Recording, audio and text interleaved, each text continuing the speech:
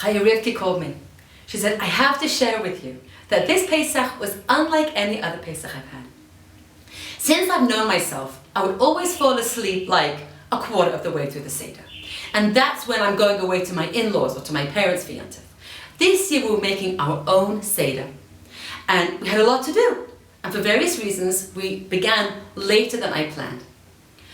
But I kept on imagining and looking forward to having everything done and completed perfectly by candlelighting. The night before Yontif, I made a list of everything that we needed to do that next day. And bit by bit, through the day, we kept crossing things off. We were all calm, we were all happy, and candlelighting came and everything was done.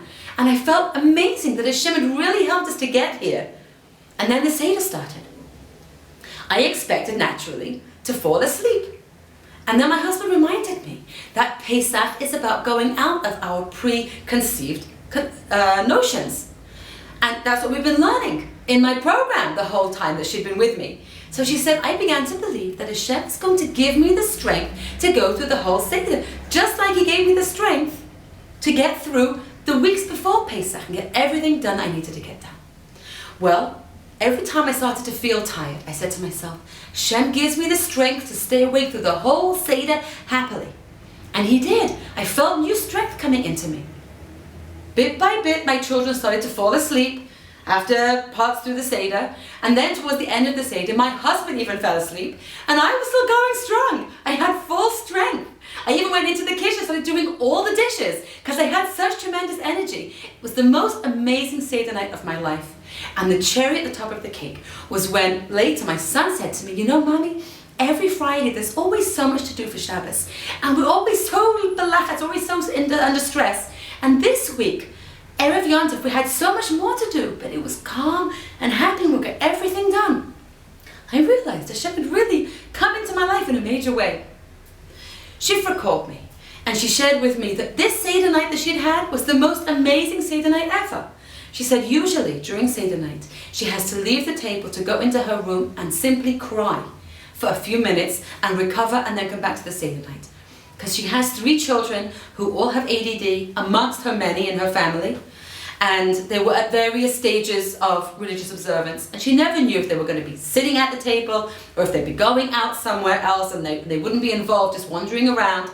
And she'd look forward this year to them sitting at the table and being involved, and they were all together sharing insights and feeling the warmth of the family. Children who had never come into her kitchen to help her in years came in and helped her to serve the Seder meal and were together with her all the days of Chol Moed. She said it was an unforgettable Yontif. What these women have experienced in their life is what the Kedushas Levi says in Sefer Kedushas Levi, the Rav Levi Yitzchak Berditchev, that when the Bnei Yisrael came to the Yam, to the Sea of Reeds, and they had the Egyptians chasing them from behind, and they had the sea in front of them, they didn't know what they were supposed to do. They started to daven. And Hashem said they should travel, they should go. At that point, what happened? The Pasuk says, Az Yashir, then they will sing. And Rav Levi Yitzchak explains that when they were standing there before the sea even split, they were already in the situation of then we will sing. They were already thinking in their minds and looking forward to the time soon when they would sing upon the revelation of the miracles that were going to take place.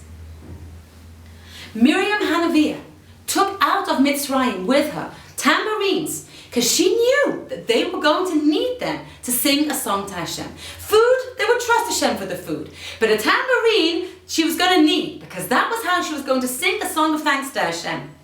And the Kedushas Levi says that this phrase, Az Yashir, then we will sing, was when they were already believing before the sea even split. They were sure that it was going to come. And this kind of belief that Hashem has brought us here for a reason, because He loves us and He wants us to be His people. And He has a great plan for us. This is the kind of emunah that made the sea split. When we down here fill ourselves with this emunah, then from above Hashem responds. And He says the sea split in response to that emunah that they had, that they would surely see a Yeshua. The Kata explains that David HaMelech says in Tehillim on the pasuk, "B'tach b'Hashem v'asei tov." If it would have been the other way round, first of all, do good and then trust Hashem, we would have thought that David HaMelech was telling us, do mitzvahs and then trust Hashem for the reward for the mitzvahs. But it's not like that, said the Kata. David HaMelech is teaching us, trust in Hashem to do good. Trust in Hashem that He is going to enable you to do all the good that He wants you to do. Hashem wants us to do mitzvahs. Hashem wants us to come to Seder night with energy and strength, to be able to relive those high and lofty moments. Hashem wants us to be able to give over to the next generation, to our children, amidst simcha, amidst happiness and elevation of spirit. Hashem wants us to be there with our children and to educate the next generation. All the mitzvahs that we want to do in building our homes, Hashem wants us to do them. It's up to us to be betach b'Hashem, to trust that He is going to enable us to do it, and to look forward to those Yeshuas, to look forward to the salvation that is surely coming. That we can also be as Yashir, that we can look forward to singing even before we've actually experienced it. And then, due to our emunah, we will bring down that Yeshua that Hashem wants to give to us. I'm giving with this little presentation a new guided imagery called Positive Pesach. I hope you'll take the time to download it, use it, and use it to plan and look forward to the wonderful Pesach that you're going to have with your family, that Hashem wants to give you. And Be'ez Hashem, you can pass it on, you can give it out to as many people as you'd like, and we will all be Zocha Be'ez Hashem this year to have the emunah that's going to bring a positive Pesach to us all and the Geula Shlema. Be'ez Hashem.